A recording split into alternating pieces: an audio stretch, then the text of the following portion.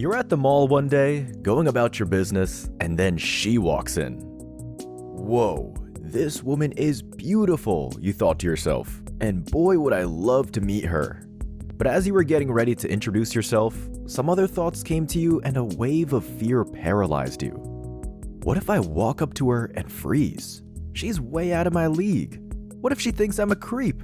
What if she slaps me? And with those scathing thoughts, you decided not to approach her again. And that, gentlemen, is the main reason why you suck at attracting women.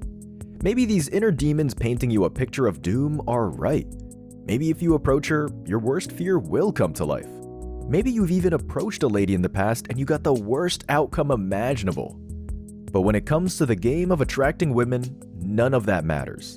Because at the end of the day, attracting women is nothing more than a numbers game. It's as simple as that. Some women will find you attractive, some would feel neutral towards you, and some wouldn't find you attractive at all. So the goal of anything you do to improve your desirability to women is either 1. To locate the women who find you attractive more effectively, 2. To induce attraction in those that are neutral, and 3. To locate those who don't find you attractive at all as fast as you can and move on as fast as you can. To achieve any of these goals, if you can't walk up to the woman you find attractive, irrespective of how she might feel about you, introduce yourself, get her digits, ask her out, and eventually make your intentions known, you'll continue to suck at attracting women. There won't be a magical world where even the women who find you attractive will come to you by themselves and make their intentions of liking you known to you. Unless you become the next Chris Brown or the next LeBron James, the chances of this ever happening are close to zero. So, the prerogative will always be on you to make that all-important first move. But why do you think those voices in your head are so loud? So loud that they paralyze you from making this all-important first move.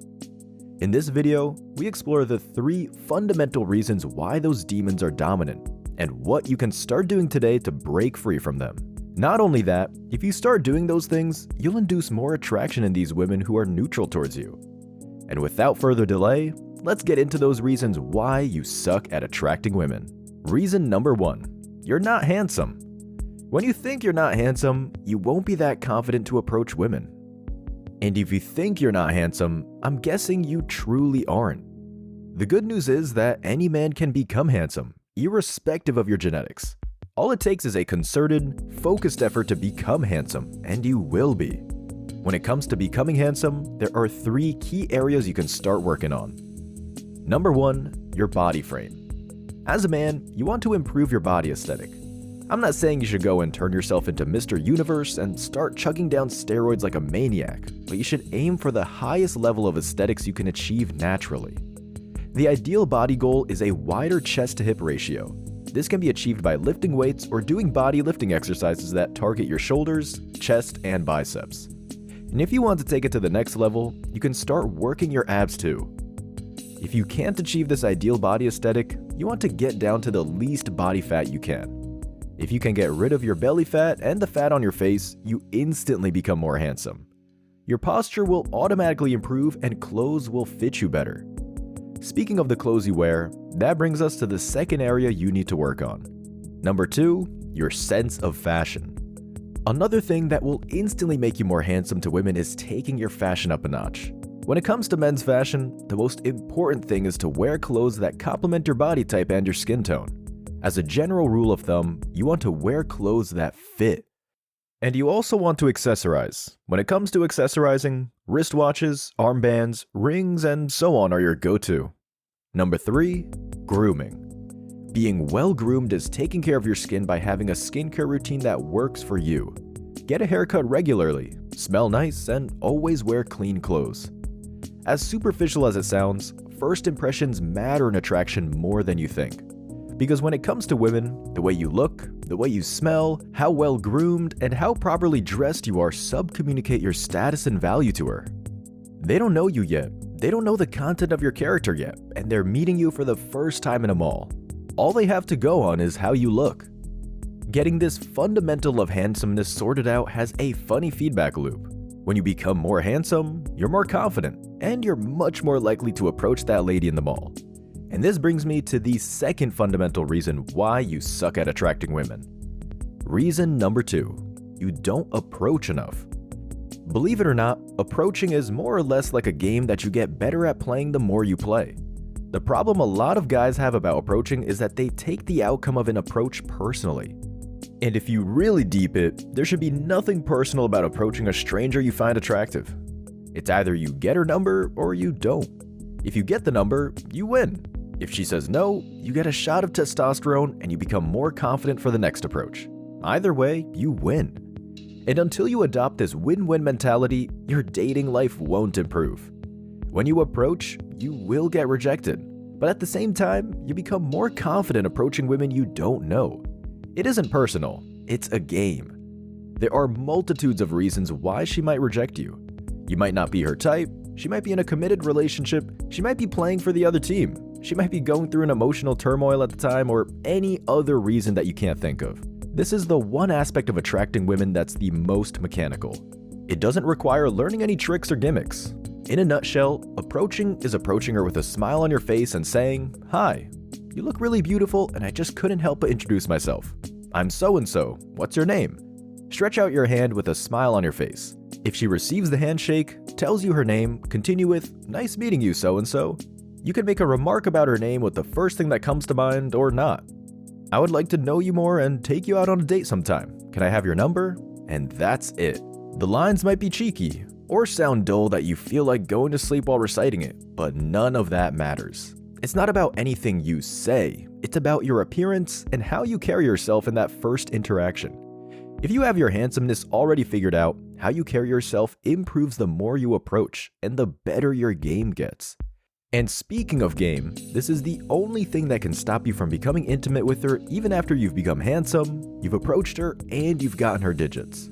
Reason number 3 why you suck at attracting women is that you don't have game. According to the greatest book on dating ever written, Models, which this video is loosely based on, Mark Manson said that the neediest person will be attracted to the least needy. So, the dilemma in dating had always been, how do I show her I'm attracted to her and at the same time don't come off as more needy than her? And the guys that are said to have game are those that manage to show her they're attracted to her, while simultaneously demonstrating that they are less needy than her. For years, I struggled with this, and I see a lot of young men struggling with this at a much more devastating level nowadays. For years, I tried to circumvent this problem of neediness by playing games, lying, making up stuff that doesn't exist in my universe, and intentionally acting aloof. But you don't need me to tell you that none of those stuff worked. Women are very intuitive beings. They can pick up a bullshitter a mile away. If you're needy and trying to act like you aren't, they'll know. Acting like you're not needy in itself is a strong sign of neediness. Neediness is being invested in the woman more than she is invested in you. For a woman to be attracted to you and keep being attracted to you, she needs to be more invested in you, even if it's just a little more. The type of neediness that kills attraction is not only limited to being needy in your interactions with the woman.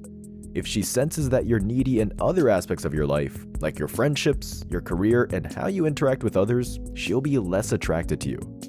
The only solution to neediness that truly works is to have things going on in your life. Things that slightly trump your need to get laid. And for a man, there aren't a lot of things that trump the need to get laid other than having a masculine purpose you're working on. A masculine purpose is your masculine gift to the world. And if you're engaged in this purpose, whatever it might be, there isn't time to be needy in the world. Getting laid isn't that important anymore. And this is paradoxical because it's when getting laid isn't at the forefront of your life that you start getting laid consistently. Most guys you know live their lives from the assumption that getting laid is the most important thing, and they live a needy life as a result. They put the women in their lives on a pedestal, they reek of this desperation, and they suck with women as a result. Ever wonder why superstar athletes, musicians, and popular figures bag a lot of hot chicks? This is because they all have things going on in their lives that trump getting laid. You might think it's the fame or the money, but it isn't. It's being more invested in their purpose than any woman out there. And for those of these celebrities who start putting the women in their lives above their core purpose, we see how quickly they unravel, get divorced, lose their family and half of their fortune, and their careers take a downturn. If you have a masculine purpose and you're working on it, your life will be interesting and adventurous.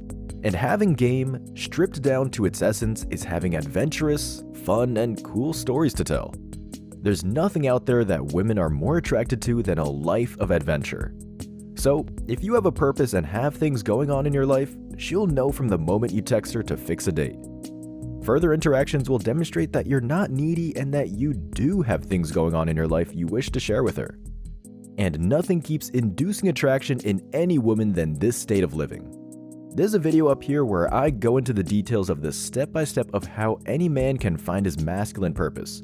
Watch that video and you'll never have to be confused as to why you're put on this earth. If you made it to the end of this video, I appreciate you. If you found this video helpful at all, please destroy that like button, subscribe to the channel, and turn on the notification bell so you don't miss it when I drop videos like this in the future. And if you didn't find this video helpful, thank you for watching this along. And I'll see you all in the next one.